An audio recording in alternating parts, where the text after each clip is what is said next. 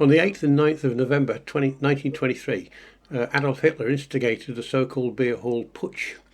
In that putsch, 4 police officers were killed, 15 Nazis and 1 bystander. He was sent to prison for that in 1924 and served 9 months in that prison. During his time, he wrote the book Mein Kampf.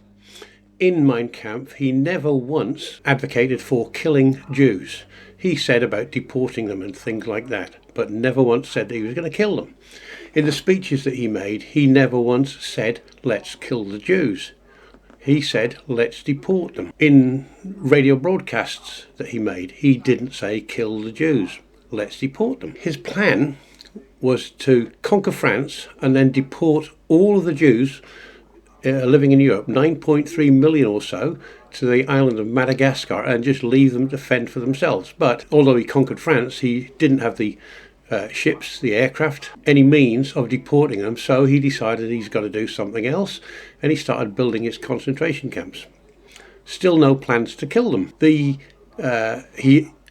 then, when he attacked Russia, he decided that what he would do with the Jews is conquer Russia, then ship those 9.3 million Jews across east of the Urals and leave them to fend for themselves. Now, with the railway network, as he proved, he could easily ship tens of thousands of Jews east, and that was his plan. But the Soviet Russia, they stymied that because when Hitler decided to capture Stalingrad, the resistance they put up was basically the turning point of World War II, and from Stalingrad he never had the opportunity to deport the Jews east of the Urals. And again, up until that time, he never once advocated killing the Jews. At the Wannsee Conference on the 20th of January 1942, a guy called Reinhard Heydrich suggested that he proposed a final solution to just kill the Jews, the easiest way to deal with it. And at that conference, that was accepted. And as a result, over 6 million Jews were killed. Now, I'm going to bring it to the 21st century.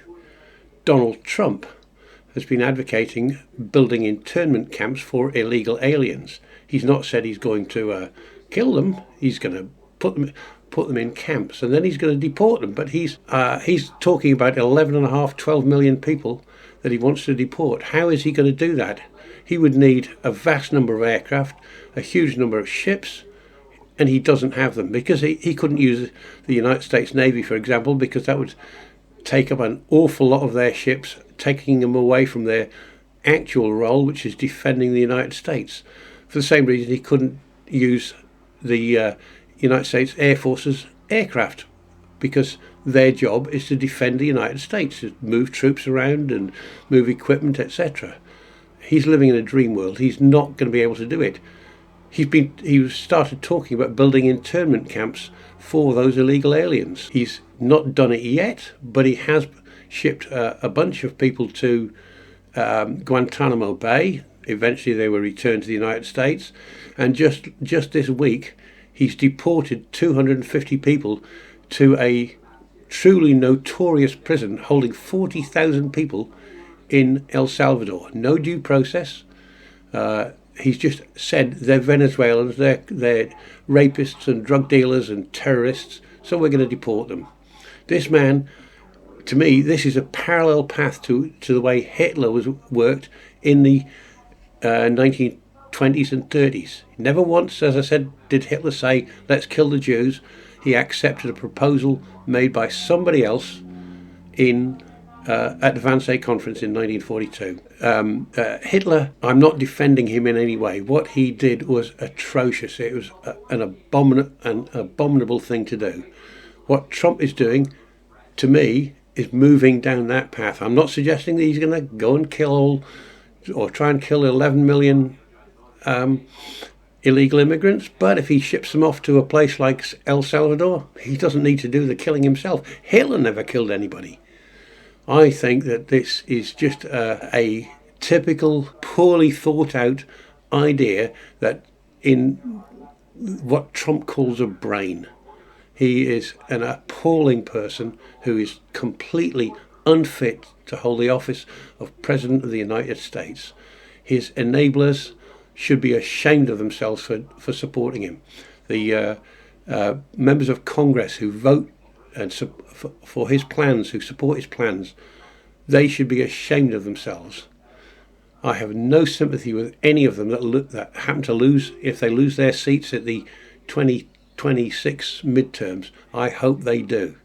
I would love to see a blue wave in 2026 with the Democrats winning a majority of the seats, and I mean a sizable majority, 67 or more in the Senate, and taking getting a veto-proof majority in the House. And I hope that happens, because the sooner we can do something to control that evil man, Donald Trump, that fascist, the better. Thank you for listening. If you like what I have to say, please hit like, subscribe, and ring that notification bell. Comments, positive and negative, are welcome. Add them below, and I'll do my best to respond. Thank you.